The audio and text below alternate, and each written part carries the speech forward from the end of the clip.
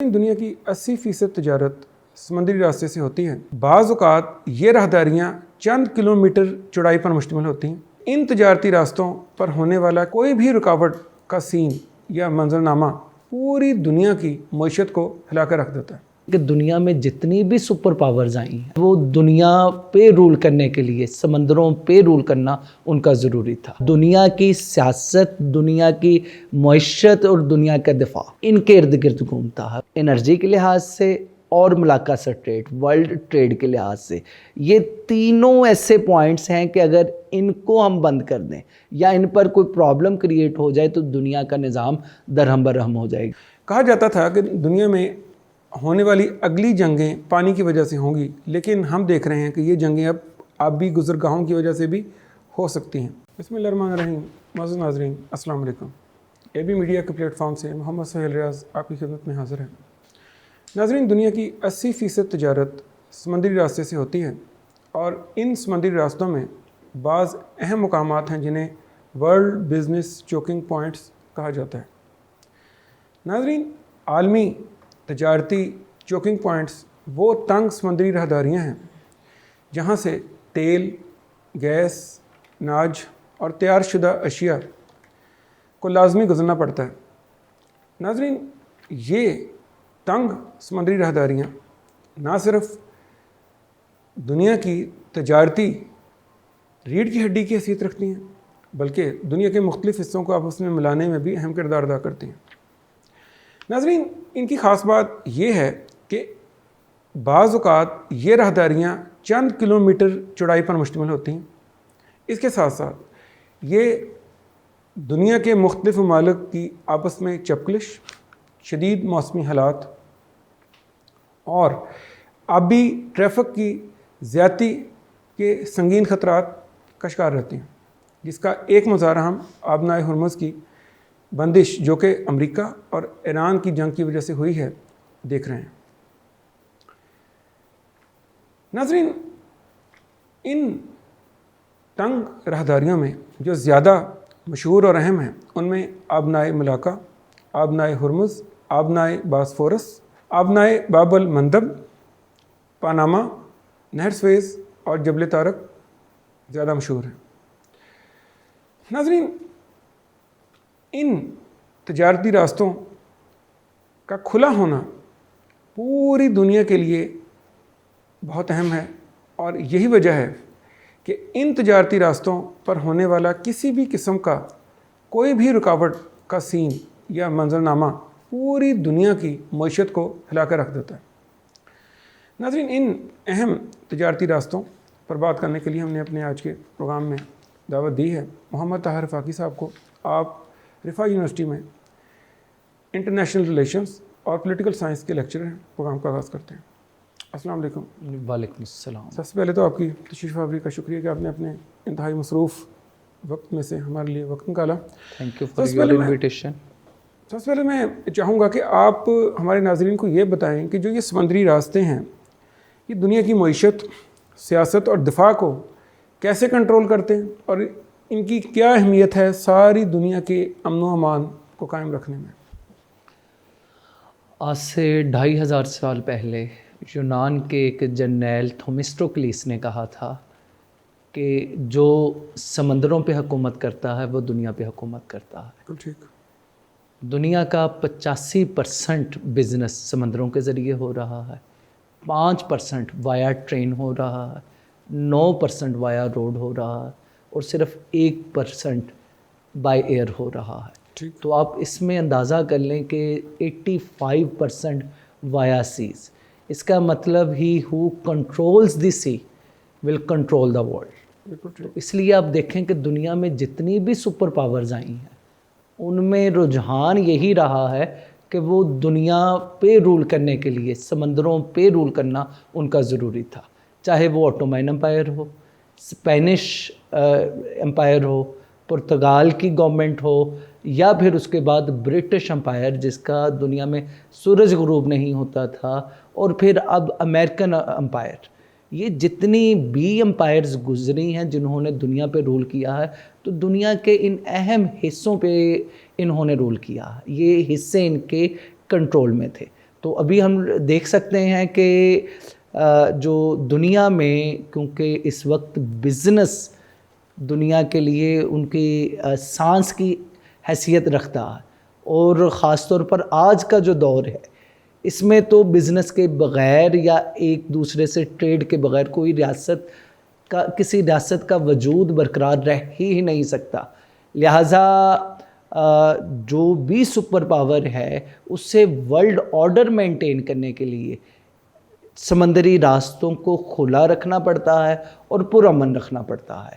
تو ابھی ہم دیکھیں سمندری راستے تو ایک اوپن ہے، دوسرا اس میں ایشو ہے کہ کچھ چند ایسے راستے ہیں جو تنگ راستے ہیں جدھر سے دنیا کے لیے وہاں سے گزرنا ضروری ہے ان تنگ راستوں سے.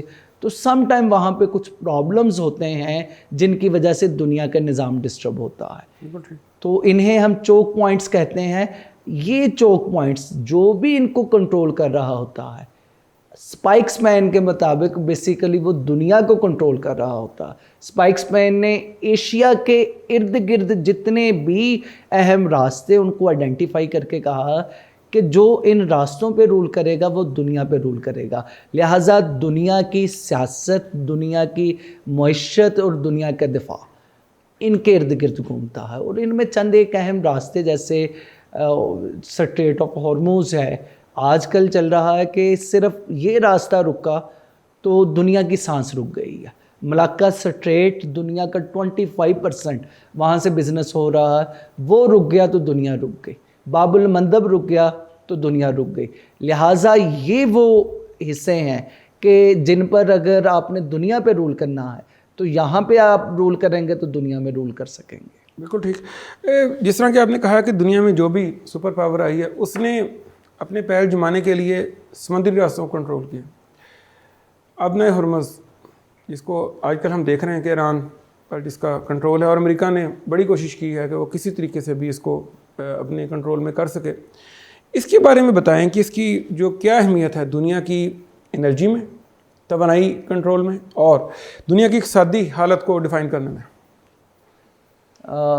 مشہور پولیٹیشین وکٹر نے آج سے 5 سال پہلے کہا تھا کہ سٹریٹ آف ہارموز کے ذریعے دنیا سانس لیتی ہے.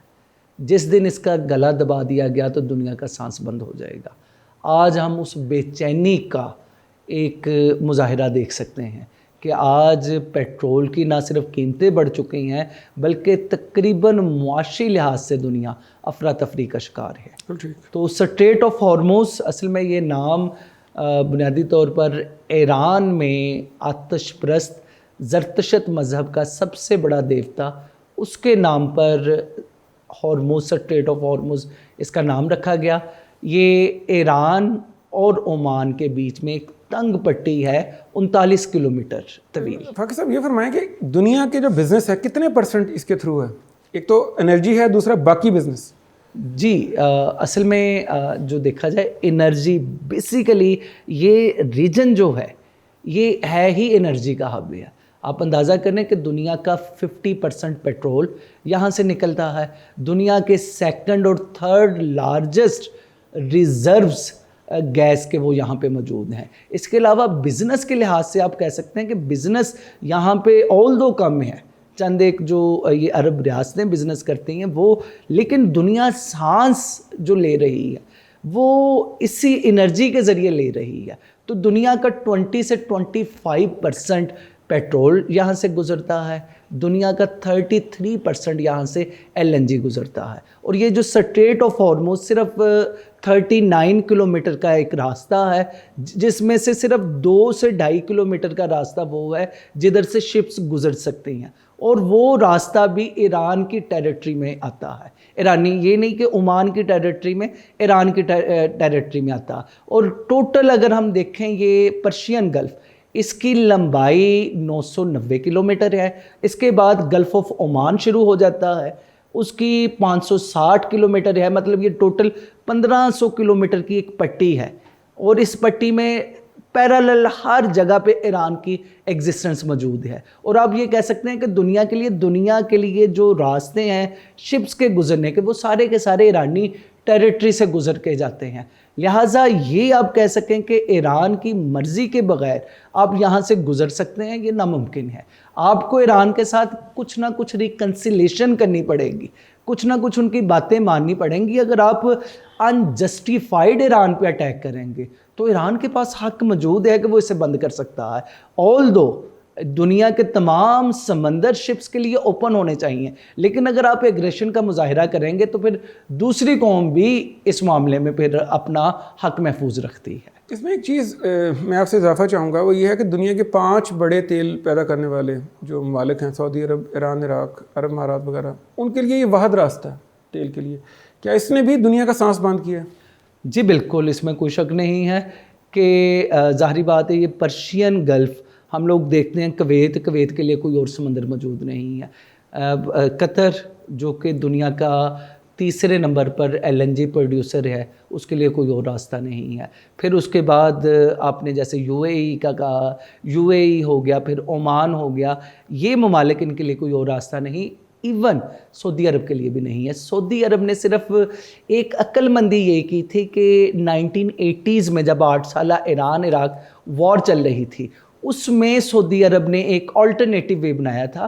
ناردرن سائڈس جدھر سے پیٹرول نکلتا ہے، اس سے سدرن سائڈ سے وایا پائپ لائن انہوں نے ملایا تھا.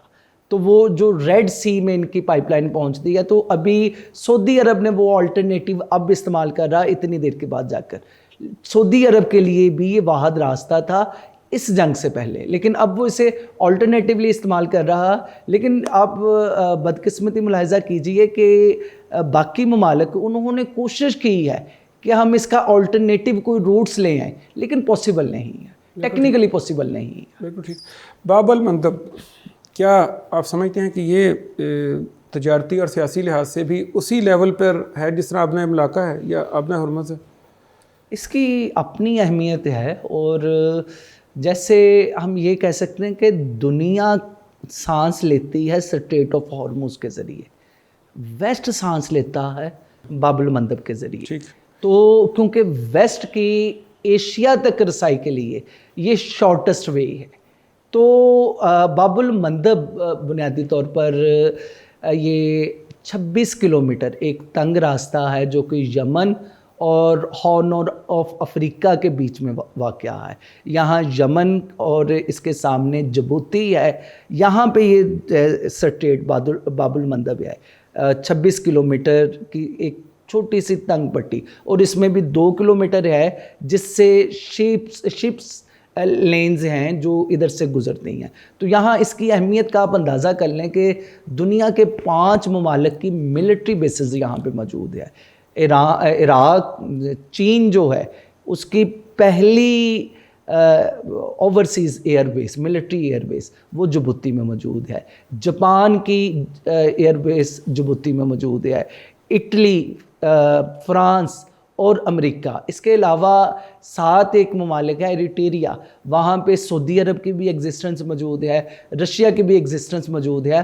آپ یہ کہہ سکتے ہیں کہ وہ ممالک جو کہ دنیا میں پینیٹریشن رکھتے ہیں، جن کا بزنس بہت زیادہ وسیع ہے، وہ اپنے بزنس اسٹیکس کو قائم کرنے کے لیے، انہیں محفوظ کرنے کے لیے یہاں پر اپنی ملٹری بیس قائم کرنے کے لیے مجبور ہیں. اچھا، یہاں پہ ملٹری بیس ہے سٹریٹ آف ہارموز میں صرف امریکن، ہمیں پتہ ہے سینٹ کمانڈ ہے یا 5th فلیٹ موجود ہے، باقی ممالک کی نہیں ہے. اس کی وجہ یہ ہے کہ وہ زیادہ سیکیور وے ہے اس کی نسبت.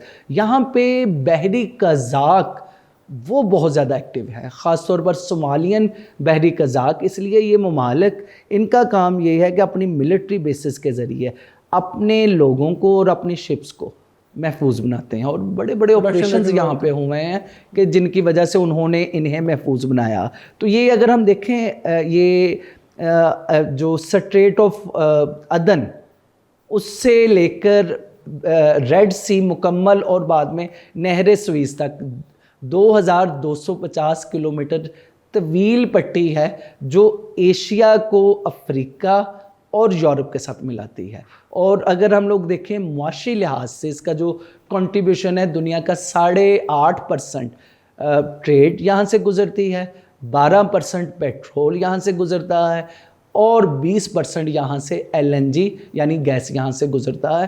تو اس لحاظ سے اس کی معاشی اہمیت بھی بہت زیادہ ہے. تقریباً $2.5 ٹریلین ڈالر کا بزنس یہاں سے ہوتا ہے.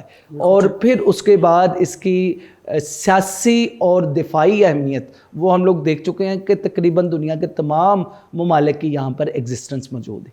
بالکل ٹھیک. آپ نے سوئز کینال کا نام لیا. میرے خیال میں سوئز کینال بہت مشہور ہے. اگر آپ سلیبس کو دیکھیں جو اسکولوں میں پڑھایا جاتا ہے, اور بلکہ یہ کہا جائے کہ اگر اسٹوڈنٹس اگر کوئی کسی آبی راستے کو بہت اچھی طرح جانتے ہیں تو شاید وہ نہر سوئز ہے. اس کے بارے میں بتائیں کہ کیا اس کی کیا اہمیت ہے سارے منظرنامے میں, نہر سوئز جون سا ہے؟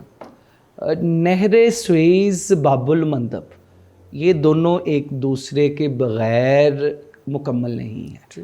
آپ نہر سوئز کو بند کر دیں, آپ باب المندب کو بند کر دیں, ایک ہی بات ہے. تو نہر سوئز اصل میں بنیادی طور پر تو یہ تھا کہ نہر سوئز بحر احمر سے جا کے آگے بند ہو جاتی تھی. یہ پہلی دفعہ جو پلان بنایا گیا تھا حضرت عمر رضی اللہ تعالیٰ عنہ کے دور میں, جب حضرت عمر بن عاص نے مصر کو فتح کیا تھا تو حضرت عمر نے ان کو حکم دیا تھا کہ آپ یہاں سے ایک نہر بنائیں جو کہ ریڈ سی کو میڈیٹرینین سی کے ساتھ کنیکٹ کرے. آلدو کہ وہ کام شروع ہوا لیکن تکمیل پذیر نہیں ہوا.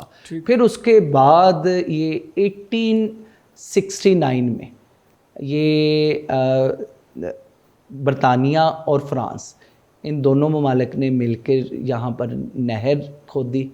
اور پھر اس کے بعد اس کا فائدہ کیا ہوا یورپ کو؟ یورپ جو پہلے پورا افریقہ گھوم کر انڈیا میں پہنچتا تھا, برِ صغیر میں پہنچتا تھا, 20,000 کلومیٹر کا راستہ ان کو طے کرنا پڑتا تھا. اس سے یہ راستہ کم ہو کر صرف 9,000 کلومیٹر رہ گیا. تو یہ آپ اندازہ کریں کہ اتنا طویل راستہ جو ہے یہاں سے کم ہو گیا. تو اسٹریٹجیکلی یورپ کے لیے یہ راستہ بہت زیادہ اہمیت کا حامل تھا اور اب بھی ہے کہ اس نے ایشیا سے کنیکٹیویٹی کرنی ہے. ایون یورپ کا سب سے بڑا بزنس پارٹنر چائنا ہے, تو چائنا سے کنیکٹیویٹی کے لیے یہ راستہ ان کے لیے بہت زیادہ اہم ہے. تو یہ تقریباً 193 کلومیٹر طویل یہ نہر سوئز ہے. یہ پہلے برطانیہ اور فرانس کے پاس رہی ہے. 1956 میں جمال عبد الناصر نے اسے نیشنلائز کر لیا, تو اب یہ مصر کے قبضے میں ہے. تو وہاں سے مصر سے گزرتے ہوئے یہ 193 کلومیٹر کا راستہ طے کرتے ہوئے انہیں کچھ دینا پڑتا ہے گورنمنٹ آف ایجپٹ کو, اور پھر وہاں سے یہ آتے ہیں. لیکن بہرحال دنیا کی سموتھ بزنس کے لیے یہ راستہ اس حد تک اہم ہے کہ آپ اندازہ کریں کہ تقریباً آج سے 3-4 سال پہلے ایک جو ہے بڑی شپس وہاں پر پھنس گئی, نہر سوئز میں پھنس گئی تھی. تو اس کی وجہ سے تقریباً 1 ہفتہ تک یہ بزنس بند رہا. تو کہا جاتا ہے کہ بلینز آف ڈالرز کا جو ہے مختلف کمپنیز کو نقصان ہوا, صرف یہ کہ یہ بزنس رک جانے کی وجہ سے. تو آپ نہر سوئز کی اہمیت کا اندازہ کر سکتے ہیں. بالکل ٹھیک. باسفورس جو ہے, اسٹریٹ آف باسفورس یا ابنائے باسفورس, یہ یورپ اور ایشیا کے لیے اس کی اہمیت. دوسری بات یہ کہ بحر اسود کی جو ریاستیں ہیں ان کے لیے یہ کیوں بہت خاص ہے؟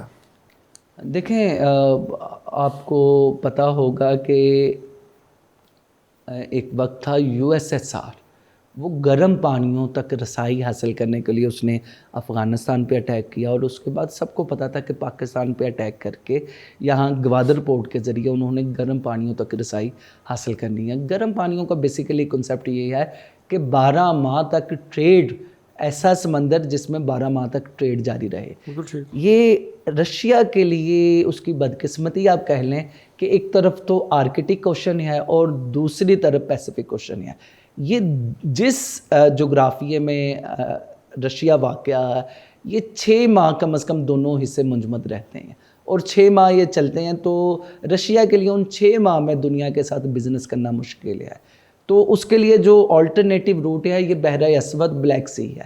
تو بلیک سی کے ذریعے آپ کہہ لیں کہ بلیک سی بیسیکلی روس کے لیے شرک کی حیثیت رکھتی ہے. نہ صرف روس کے لیے, بعد میں یوکرین اور اس کے ارد گرد جتنے بھی ایسٹرن یورپین ممالک ہیں ان کے لیے یہ شہر کی حیثیت رکھتی ہے، کیونکہ دنیا کے ساتھ کنیکٹیوٹی کے لیے ان کے پاس یہ واحد راستہ، اور یہ واحد راستہ جو تنگ درے سے گزرتا ہے جسے ہم باسفورس اسٹریٹ کہتے ہیں، یہ ترکی کا نیشنل ایریا، نیشنل ٹیریٹری ہے. مطلب یہاں سے گزر کر آگے جو سی آف مرمرا شروع ہو جاتی ہے یہ بھی ترکی کی نیشنل ٹیریٹری میں آتی ہے. پھر اس کے بعد درہ دانیال، اسٹریٹ آف دانیال، یہ جو درہ دانیال یہ بھی آپ کہہ لیں کہ بالکل ایسے ہی ہے باسفورس کی طرح. اگر لیٹ سپوز باسفورس کی بجائے آپ درہ دانیال کو بند کر دیں تو بھی دنیا کی ٹریڈ جو ہے وہ بند ہو جائے گی. تو اس کے بعد ایجین سی، اور ایجین سی سے میڈیٹرینین سی. تو یہ جتنے بھی ممالک ہیں یہاں سے وہاں پہ جاتے ہیں صرف اسی راستے کے ذریعے. تو ان ممالک کی معیشت کی شہ رگ یہ ہے. پھر ترکی کا ان ممالک کے ساتھ ایگریمنٹ ہے، نہ صرف روس کے ساتھ بلکہ امریکہ اور یورپین پاورز کے ساتھ، کہ وہ مختلف ممالک کی ملٹری شپس کو بھی، اور ایک تو شپس اور دوسرا ملٹری شپس کو بھی بحرہ اسود میں جانے کی اجازت دے گا ایک particular frame work of time کے لیے. تو لہٰذا دنیا، خاص طور پر امریکہ یہاں پر اپنے بہت زیادہ سٹیکس سمجھتا ہے. کیوں سمجھتا ہے؟ ہم یوکرین وار کے پرسپیکٹو میں دیکھ سکتے ہیں کہ اس کے لیے ضروری ہے کہ اگر روس نے یوکرین پر قبضہ کر لیا تو آگے یورپ اس کے لیے اوپن ہے. تو لہٰذا یو ایس کی ایگزسٹنس سیکنڈ ورلڈ وار کے بعد بھی ضروری تھی اور اب بھی یہاں پہ ضروری ہے. بالکل ٹھیک ہے. اسٹریٹ آف ملاکا، اس میں اب یہ دیکھیں، اس کی جہاں پہ دنیا کی تقریباً 1/4 ٹریڈ یہاں سے ہو کے گزرتی ہے، اور یہ بحر ہند اور بحر الکاہل کے درمیان اس پر کنٹرول امریکہ کا تسلط کہہ لیں، اثر کہہ لیں، اثر رسوخ کہہ لیں، اس کی ذرا اہمیت بتائیں انٹرنیشنل ٹریڈ میں. جی یہ تقریباً 900 کلومیٹر طویل ایک تنگ درہ ہے، تنگ پٹی ہے اسٹریٹ آف ملاکا. یہ انڈونیشیا اور ملیشیا کے بیچ میں واقع ہے، اور دنیا کی آپ نے جیسے بتایا کہ 25% ٹریڈ یہاں سے گزرتی ہے، اور آپ اندازہ کریں کہ دنیا کا تقریباً 30% پیٹرول کی گزرگاہ ہے. یہ ہم نے اسٹریٹ آف ہرموز کو دیکھا کہ وہ 20 سے 25% ہے. تو ہاؤ از اٹ پاسبل کہ یہ 30% ہے؟ کیونکہ دنیا کی سب سے بڑا انرجی کنزیومر چائنا، دنیا کی 4th لارجسٹ اکانومی جاپان، ادھر ساؤتھ کوریا، بعد میں فلپینز اور فار ایسٹ ایشین ممالک، ان کے انرجی کوریڈور ہے یہ. ان کی انرجی یہاں سے گزرتی ہے. چائنا کی 80% انرجی کا یہ گیٹ وے ہے. جی تو وہ چائنا آلدو کے تقریباً 50% اپنی انرجی حاصل کرتا ہے گلف ممالک سے، اور باقی انرجی وہ وینزویلا سے بھی حاصل کرتا ہے، امریکہ، لیٹن امریکہ سے بھی، اور روس سے بھی حاصل کرتا ہے. تو جن سے بھی، روس کے علاوہ جن بھی باقی ممالک سے حاصل کرتا ہے ان کے لیے یہی گزرگاہ ہے. تو اسٹریٹ آف ملاکا اس لیے چائنا کے لیے بہت زیادہ اہم ہے. تو چائنا نے کیونکہ یو ایس کی ادھر ایگزسٹنس ہے، یو ایس کی یہاں پر ملٹری بیسز بھی ہے، یو ایس جب چاہے چائنا کی یہ لائف لائن بند کر سکتا ہے. تو چائنا نے اس کے آلٹرنیٹیو سی پیک بھی نکالا ہے. پھر برما کے میانمار کے ذریعے ایک پائپ لائن جو کہ چائنیز صوبے یونان تک جاتی ہے وہ بھی نکالی ہے. چائنا نے کوشش کی ہے کہ اس پر ڈپینڈنسی کو ختم کیا جائے، لیکن ممکن نہیں ہے کہ وہ اسے کم کر سکے، نہ چائنا اور نہ باقی دنیا کے ممالک. لہٰذا اس کی ہم کہہ سکتے ہیں کہ geopolitical significance, geoeconomic significance اور جیو اسٹریٹجک سگنیفیکنس اس کی بہت زیادہ ہے. بالکل ٹھیک. پاناما جو یہ ہے، اس کے بارے میں آپ، اس کی تجارتی جو اہمیت ہے اور عالمی بحری راستوں میں اس کا کردار کتنا اہم ہے؟ اچھا، یہ بیسیکلی نارتھ امریکہ کی نارتھ سائڈ جو ہے، نیو یارک ہم کہہ لیں کہ اس نے صدرن سائڈ سے ملنا ہے. تو اس سے پاناما کینال کی تعمیر سے پہلے پورے آپ کہہ لیں کہ آدھا نارتھ امریکہ، بعد میں لیٹن امریکہ سارا، وہ چکر کاٹ کر نا جو ہے دوسری اپنی سائڈ پہ جانا پڑتا تھا. تو امریکہ کے لیے تو اس کی سگنیفیکنس ہے. اس کے ساتھ ساتھ باقی ممالک جیسے کینیڈا ہو گیا یا نیچے میکسیکو ہو گیا یا برازیل ہو گیا, ان ممالک کے لیے بھی اس کی اہمیت ہے. اصل میں پیناما کینال یہ 1914 میں یہ تعمیر کی گئی. امریکہ نے اسے تعمیر کیا. اس سے پہلے فرانس نے کوشش کی تھی, لیکن فرانس کے بہت زیادہ انجینئر یہاں پہ مارے گئے. یہ تقریباً ایک چھوٹی سی تنگ سی پٹی ہے, آپ کہہ سکتے ہیں کہ تقریباً 90 کلومیٹر کے اراؤنڈ اس کا وایا ہے. لیکن یہ سارا کا سارا علاقہ ایک تو دلدلی بھی تھا اور دوسرا پہاڑی علاقہ بھی.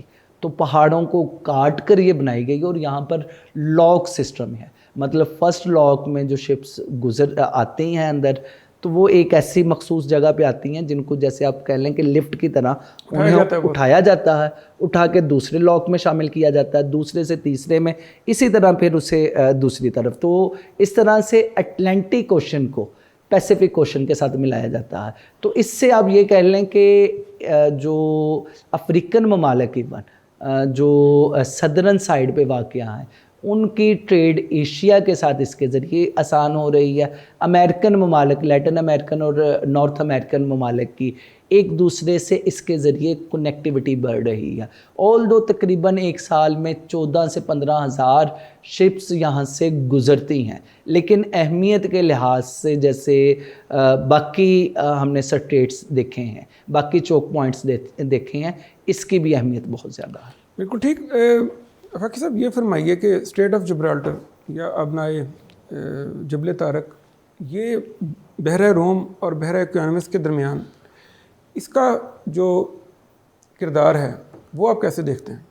اچھا دیکھیں, میں بتاؤں, دنیا میں جتنے بھی چوک پوائنٹس ہیں ان سب کی نسبت یہاں پر ٹریفک فلو سب سے زیادہ ہے. یہاں اگر ہم دیکھیں تجارتی شپس وہ تقریباً 1 لاکھ کے قریب گزرتی ہیں, اور اس کے علاوہ دوسری شپس کو بھی دیکھا جائے تو 2 لاکھ کے قریب ایک سال میں گزرتی ہیں. اس کے برعکس سٹریٹ آف ملاکا میں 94,000 شپس گزرتی ہیں تجارتی. سٹریٹ آف ہورموز میں 42 سے 44 ہزار شپس گزرتی ہیں سالانہ, اور باب المندب سے 24,000 کے قریب گزرتی ہیں. اسی طرح جو ہمارا ہے نہر سوئس, وہاں سے تقریباً 20 سے 22 ہزار کے قریب شپس گزرتی ہیں.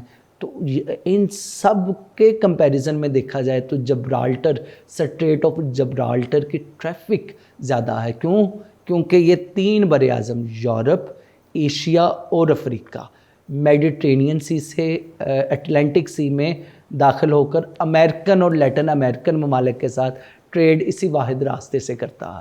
اس کی اہمیت اس حد تک زیادہ ہے کہ فرسٹ اور سیکنڈ ورلڈ وار کا ہم کہیں کہ 2-3 سینٹرز میں سے ایک سینٹر یہ بھی تھا کہ جس کے لیے یہاں پر جنگ ہو رہی تھی. اور اب اگر اس کی ہم اہمیت دیکھیں کہ برطانیہ کے اوورسیز علاقوں میں ایک علاقہ ابھی بھی اسپین میں موجود ہے. مطلب اسپین جو کہ ایک آزاد ملک ہے, لیکن اسپین کا ایک حصہ جو کہ سٹریٹ آف جبرالٹر کے پاس ہے وہ برطانیہ کی وہاں پر ملٹری بیس ہے, وہ اسے برطانیہ کا ہی علاقہ کنسیڈر کیا جاتا ہے.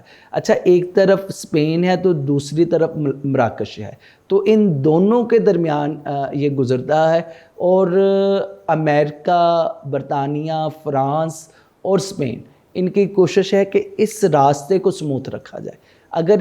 اگر یہ راستہ بند ہو جاتا ہے تو آپ اندازہ کریں کہ صرف 1 لاکھ شپس جو کہ ٹریڈ شپس جو ادھر سے گزرتی ہیں ان کا راستہ بند ہو گیا تو دنیا کتنے بڑے بحران کا شکار ہو جائے گی.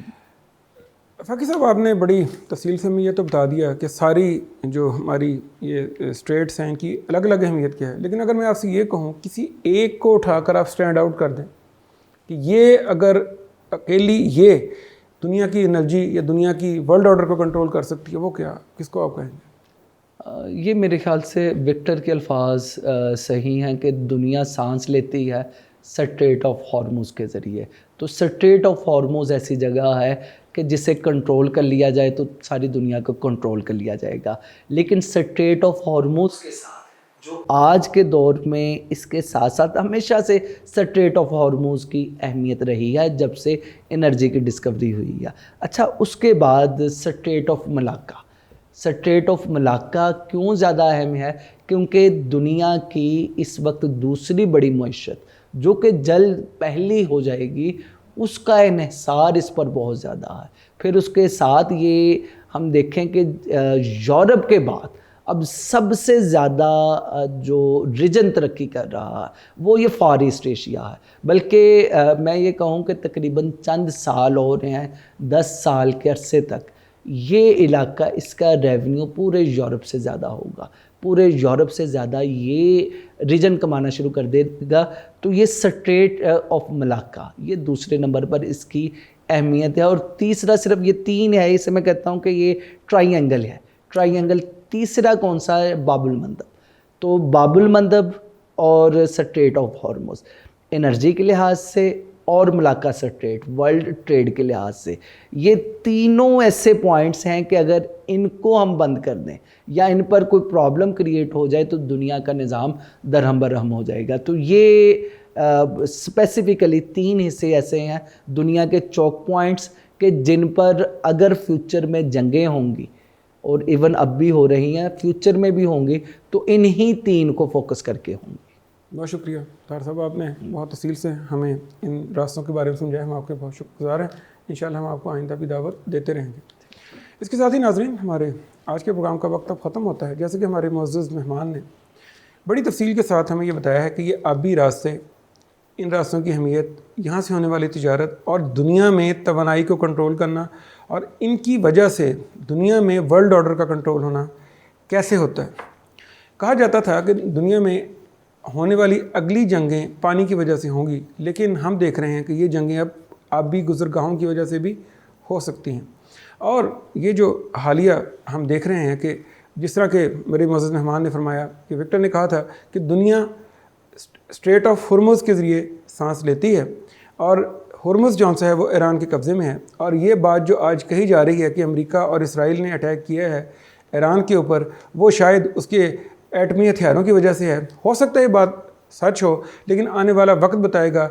हो सकता है ये बात भी सच हो कि स्ट्रेट ऑफ हुर्मुज़ के ऊपर भी कंट्रोल भी इन मकासद में से एक मकसद हो, जबकि इन सारी स्ट्रेट में से 3 straits, straight of Malacca, straight of Hormuz और बाबुल मंदब, ये 3 ऐसी स्ट्रेट्स हैं कि अगर आप इनको अपने कब्ज़े में कर लें तो पूरी दुनिया का वर्ल्ड ऑर्डर आपके हाथ में आ जाता है। लेकिन इसके लिए हमें वक्त का इंतज़ार करना पड़ेगा। आने वाला वक्त ही हमें बताएगा कि दुनिया का अब नक्शा किस तरफ जा रहा है। अपने ज़ुकारब, अपने दोस्तों, सबका ख्याल रखिएगा। आइंदा किसी नए मौजू के साथ फिर हाज़िर होंगे। तब तक के लिए इजाज़त। अल्लाह हाफ़िज़।